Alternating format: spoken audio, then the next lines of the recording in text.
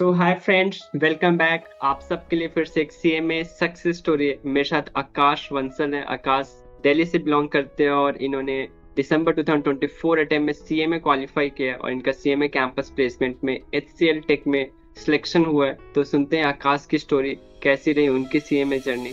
हाय आकाश, कैसे हो आप? बढ़िया सर, आप बताइए। मैं बहुत अच्छा हूँ। एंड आपका कैंपस हुआ फाइनली और आपको एक कैंपस से एक अच्छी कंपनी से ऑफर मिला है। आपको 9+ एलपीए का ऑफर मिला। दिल्ली कैंपस में आपको पता था ऑलरेडी क्या सिचुएशन था एंड कितने सारे रैंक होल्डर्स भी थे, राइट? उसके बाद भी ऑफर लेटर सिक्योर करना फिर भी एक बहुत बड़ी बात है। तो कैसा फील हो रहा था जब आपको फाइनली एक ऑफर लेटर, एक अच्छी, इवन आपके पास मल्टीपल ऑफर ऑफ कैंपस से भी थे मुझे मालूम है, तो लेकिन कैंपस से एक ऑफर लेने का कैसा फील था? तो कैंपस से एक अलग ही फीलिंग आती है आपको जब एक आप इतने अच्छे इंस्टीट्यूट की तरफ से एक अच्छा ऑफर लेते हैं। ऑफ कैंपस जनरली सीएमएस को इतना प्रेफर नहीं करा जाता, लेकिन इन कैंपस आपको एक अच्छा पैकेज मिलना, वो भी स्टार्टिंग में, तो बहुत अच्छी अचीवमेंट है सर। Correct correct. तो जब फाइनली आपको ऑफर मिला, आपने अपने घर पे भी बताया कि मेरा कैंपस प्लेसमेंट भी हो गया है, Yes, sir. तो क्या रिएक्शन था सबसे पहले फैमिली आपको मेंबर बताया का?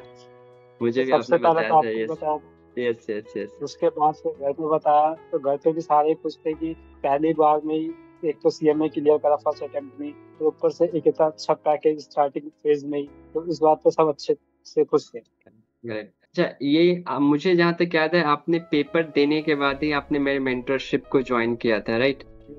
तो ये लास्ट एग्जाम था 17 दिसंबर को, 18 दिसंबर को मैंने आपके क्लास परचेज कर ली। तो उस समय से और फिर जो आपका रिजल्ट और रिजल्ट के बाद तक की जो जर्नी रही, वो आपको कैसा रहा? आपका जर्नी मेरे साथ। तो मैं तो ये कहूंगा कि आपकी मेंटरशिप बहुत हेल्प करी, क्योंकि आपने स्टार्टिंग में ही, जब से एग्जाम खत्म हुआ था उसके बाद से ही फोकस देना स्टार्ट कर दिया था, नई नई चीजें सिखाई थी। सबसे ज्यादा अच्छा आपका ये चीज लगा था जीडी और एक एआई। एआई ने तो सब कुछ ही चेंज कर दिया था।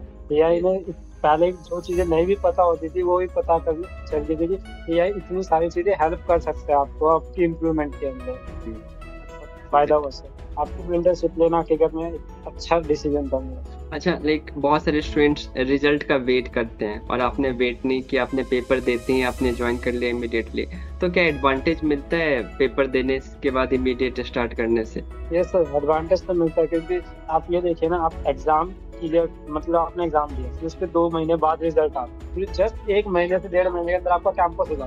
तो 1-1.5 महीने के अंदर आप अपने आप को इतनी अच्छी से इम्प्रूव नहीं कर सकते जितना आपको 3-4 महीने लग के करना होता है, क्योंकि कैंपस के अंदर बहुत ज्यादा आपको दिक्कत होगी अगर आपकी शॉर्ट लिस्टिंग तक नहीं आई तो, क्योंकि कैंपस में उसी बच्चे को सिलेक्ट करा था जिसके अंदर एक्चुअल में स्किल्स हैं। यस। बिना उस चीज के लिए तो आपको नहीं मिलेगा, आपको इम्प्रूवमेंट चाहिए ही चाहिए। तो उसके लिए आपको जैसे एग्जाम दिया उसके तुरंत बाद जितना हो सके उतनी जल्दी ज्वाइन करना चाहिए। Correct correct. अच्छा, आपको ऑफ कैंपस से भी आपके पास ऑफर्स थे, तो लाइक आपने ऑफ कैंपस में भी कितने कंपनीज में इंटरव्यू दिया था और आपने ऑफर सिक्योर किया? सर 2 कंपनीज में था, एक जैनपेक्ट और एक Pidilite. Okay, Pidilite. I think ये मैन्युफैक्चरिंग कंपनी है, राइट? पिडिलाइट, ये sir Fevicol, Pidilite I think. Industries. Yes sir, yes sir, listed company. Okay okay, sir great. Main concern था पीडीलाइट में ज्वाइन करने का, वो मुंबई में थी और मेरे को चाहिए थी दिल्ली एनसीआर के। करेक्ट। ओके। अच्छा, बात करते हैं आपकी सीएमए जर्नी स्टार्टिंग की। तो आपने सीएमए कैसे स्टार्ट किया?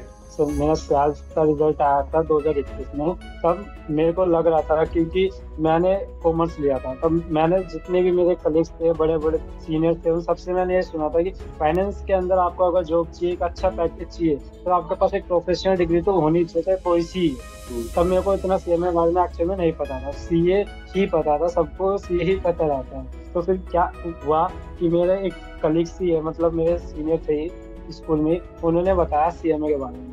तो उन्होंने मेरे को बताया कि ICW करके कोर्स होता है, आप वो ट्राई कर सकते हो, वो जल्दी भी हो जाता है और सीए के कंपैरिजन आसानी है थोड़ा बहुत। तो फिर उन्होंने मेरे को बताया, तो मैंने उस चीज के बारे में यूट्यूब पे सर्च करा। तो जब मैंने सर्च करा तो मेरे को अच्छा लगा, तो मैंने जिस दिन सर्च करा उसके अगले दिन ही मैंने एडमिशन ले लिया था कि मेरे को सीएमए ही करना है। तो 2021 में दिसंबर में मैंने अपना फाउंडेशन दिया, तब से लेके 2024 तक दिसंबर में मैंने अपना सीएमए पूरा कंप्लीट कर दिया था, 3 साल में, फर्स्ट अटेम्प्ट में। Okay okay. तो आपने फाउंडेशन टू फाइनल आपने वन शॉट आपने पेपर क्लियर किया, तो आप बोथ ग्रुप के लिए गए थे या फिर आप सिंगल सिंगल ग्रुप के लिए आप गए थे? Single single attempt, single single attempt. Single single attempt आपने दिया था। कभी आपने ये नहीं सोचा कि बोथ ग्रुप ट्राई करना है? सिर्फ बोथ ग्रुप ट्राई करने का सोचा था, लेकिन मेरे को अपनी कैपेबिलिटीज पता थी कि मैं बोथ ग्रुप नहीं निकाल पाऊंगा। इसीलिए मैंने सिंगल सिंगल ग्रुप दे के ही एक फर्स्ट अटेम्प्ट में निकाला। और बोथ ग्रुप के बहुत फायदे हैं, जैसे कि आप रैंक होल्ड लेके आ सकते हो। दूसरा, कैंपस में आपको ज्यादा प्रेफरेंस मिलती है। जितना हो सके फाइनल में तो बोथ ग्रुप ही देना चाहिए। So like again first attempt में भी क्वालिफाई करना एक डिफिकल्ट जॉब है, हर कोई फर्स्ट अटेम्प्ट में भी क्वालिफाई नहीं कर पाता। तो जब आपने वन शॉट में अपने पेपर क्लियर किया, इवन जब आप एकेडमिक की बात कर लो, वहाँ का पेपर का लेवल अलग होता है, इवन CMA फाउंडेशन का पेपर भी इजी रहता है, बट इंटरमीडिएट से चीज़ें बिल्कुल चेंज हो जाती है। तो आपने कैसे चीज़ों के लिए प्रिपेयर किया अपने आप को फॉर योर एग्जाम? आपका स्टडी का क्या टारगेट रहता था, जिससे आपने आई थिंक डेफिनेटली अपने सिलेबस ऑन टाइम कवर किया होगा, तभी आप अच्छे से रिवीजन कर पाए होंगे और पेपर अच्छे से आप दे पाए होंगे। तो थोड़ा सा आप उसके बारे में आप बताओ। मैंने स्ट्रेटेजीज अपना रखी थी, जैसे कि मेरे को अपने डेली बेसिस पे 2 ही सब्जेक्ट करने, चाहे वो कोई से ही करने, एक थ्योरी लेके चलना और एक प्रैक्टिकल लेके चलना। मैं क्या करता था, मंडे टू सैटरडे मैं यही सीक्वेंस फॉलो करता था। फिर संडे के टाइम पे मैं उन सारे चैप्टर्स का रिवीजन करता था जो मैंने प्रीवियस वीक में करे थे। ठीक है, तो मैं इस स्ट्रेटेजी में अपना सारा सिलेबस करता गया और मैक्सिमम टू मैक्सिमम मैंने 3 महीने के अंदर अंदर अपने सारे सिलेबस कंप्लीट कर देता था। तो लास्ट के 2 महीने पूरे रिवीजन के रखता था। तो रिवीजन में भी ऐसे नहीं कि बुकें पलटी, पन्ने पलटे, रिवीजन खत्म।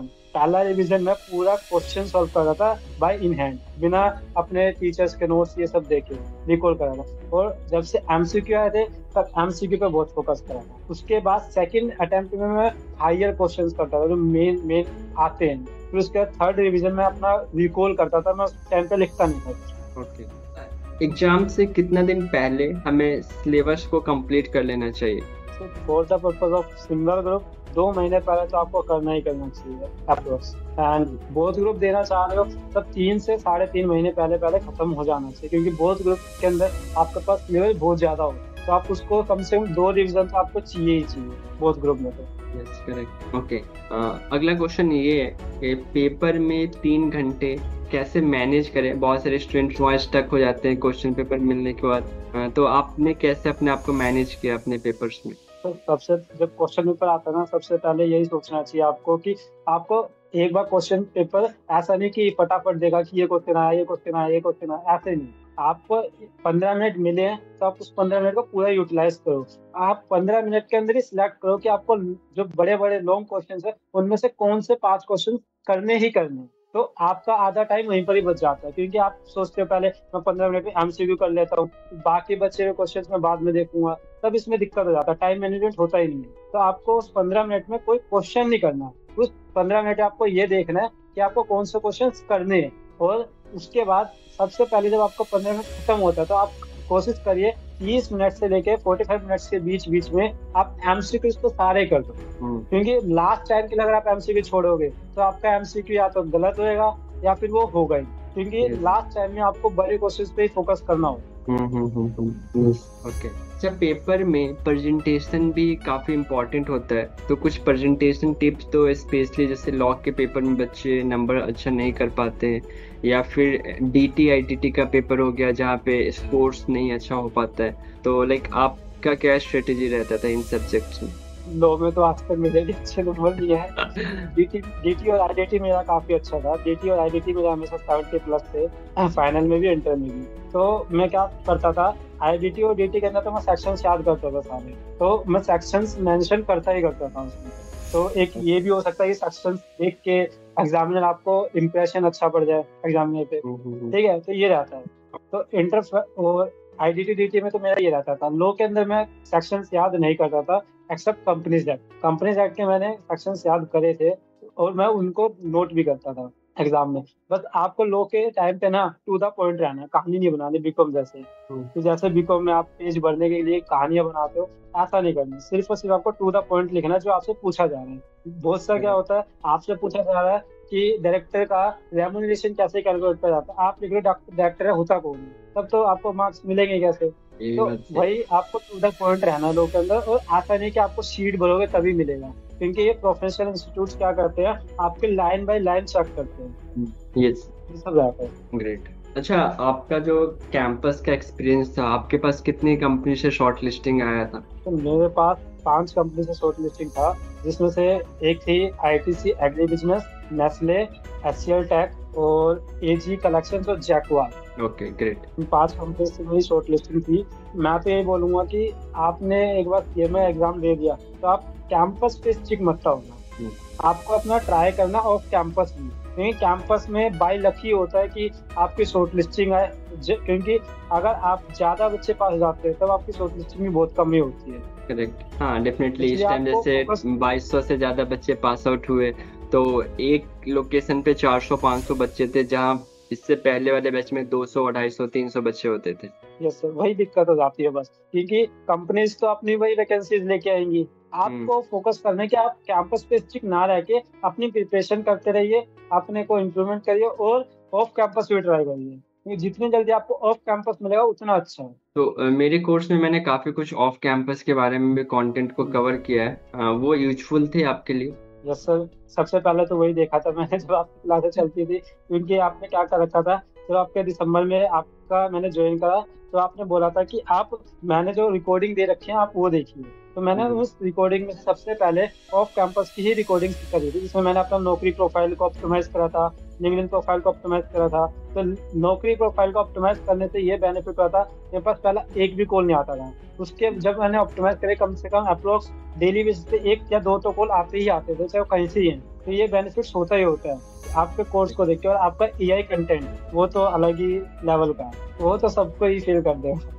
Okay okay, thank you. अच्छा ये आप बताओ, आपने आईओसीएल जैसे बड़ी कंपनी से इंटर्नशिप किया, तो ये इंटर्नशिप का हमारे सिलेक्शन में कितना रोल होता है? सर रोल तो होता है, क्योंकि अगर आपने डमी कर ली तब तो आपका इनके नहीं रहे, क्योंकि कंपनीज भी आपको ऐसा नहीं होना चाहिए कि कैंपस में कंपनी आती है तो आसान इंटरव्यू होता है, ऐसा कुछ नहीं होता है। इंटरव्यू वो अपने हिसाब से ही लेते हैं, क्योंकि कंपनी आपको जब 9-10 लाख रुपए देगी तो वो आपको समझेगी भी कि उस लेवल के आपके अंदर स्किल्स होनी चाहिए कि वो कंपनी आपसे 9-10 लाख रुपए रिकवर कर पाए। तो आपको आर्टिकलशिप करनी है अपनी, और सिंसियरिटी से करनी है, क्योंकि अगर आप आर्टिकलशिप पे फोकस नहीं करोगे तब आप अपने ना कैंपस में अच्छे से ज्वाइन कर पाओगे, ना ही आप ऑफ कैंपस, क्योंकि कंपनी एक्सपीरियंस मांगती है चाहे वो आर्टिकलशिप का ही हो। बस ये है कि आपको इतने हार्ड लेवल पे नहीं पूछा जाएगा, लेकिन पूछा जरूर जाता है। करेक्ट। आपने काफी कुछ कैंपस के बारे में बताया, ऑफ कैंपस के बारे में बताया, अपनी इंटर्नशिप के बारे में बताया, आपने एग्जाम टिप्स भी आपने शेयर किए, और कुछ भी जो आप अपनी जर्नी से आप स्टूडेंट्स को आप शेयर करना चाहते हो? यस सर, मैं तो सबको यही कहना चाहता हूँ कि आप ये मत सोचना कि सीए सीएमए ये सब अलग अलग है, सब बराबर ही है।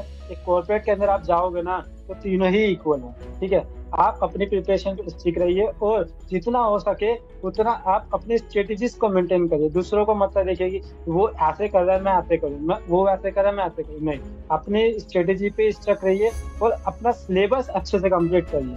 अगर आप अपना 80 से 90% सिलेबस अच्छे से करेंगे तो आप पूरे एग्जाम में अच्छे से पास होंगे। और कैंपस के रिगार्डिंग में बोलो तो कैंपस की आपको अपनी प्रिपरेशन स्टार्टिंग से ही शुरू कर देनी चाहिए, क्योंकि कैंपस के अंदर बहुत अलग अलग चीजें होती हैं। जीडी एक सबसे बड़ी चीज होती है, ग्रुप डिस्कशन, इसमें हद से ज्यादा बच्चे फेल हो जाते हैं। तो इसीलिए आपको अपनी प्रिपरेशन अच्छे से करनी है। एक कम्युनिकेशन का मतलब ये नहीं है इंग्लिश कम्युनिकेशन, एक बोलने का तरीका होना चाहिए बस। अब सामने वाला आपसे कुछ पूछ रहा है, ऐसा तो बोलोगे नहीं आपकी नहीं ये नहीं, आप एक अच्छे लैंग्वेज में उसको प्रिटेंड कर, वो सर सिखाएंगे आपको कि कैसे करना है। तो उन सब चीजों का आपको फोकस करना चाहिए। हाँ, एक्चुअली क्या होता है, during the CMA course curriculum हम प्रेजेंटेशन के ऊपर इतना फोकस नहीं करते, वो हमें बाद में काफी प्रॉब्लम करता है। तो हमें कितना आता है ये इम्पोर्टेंट नहीं है, कितना हम बोल पाते हैं ये इम्पोर्टेंट है। कितना हम अपने आप को मार्केट कर पा रहे हैं सामने वाली कंपनी के सामने। सो थैंक्स आकाश, आपने काफी कुछ आपने शेयर किया अपनी जर्नी के बारे में। होप सो कि आप और भी स्टूडेंट्स को फ्यूचर में इंस्पायर करें सीएमए कोर्स को करने के लिए। एंड आप मैं ये भी चाहता हूँ कि आप खुद के ऊपर भी आप स्किल करते रहो, फ्यूचर में और भी जो न्यू टेक्नोलॉजी चेंजेस आ रहे हैं, और लाइफ में आप और आगे बढ़ते रहो। Thank you. Thanks, bye bye, take care and all the best. Thank you sir.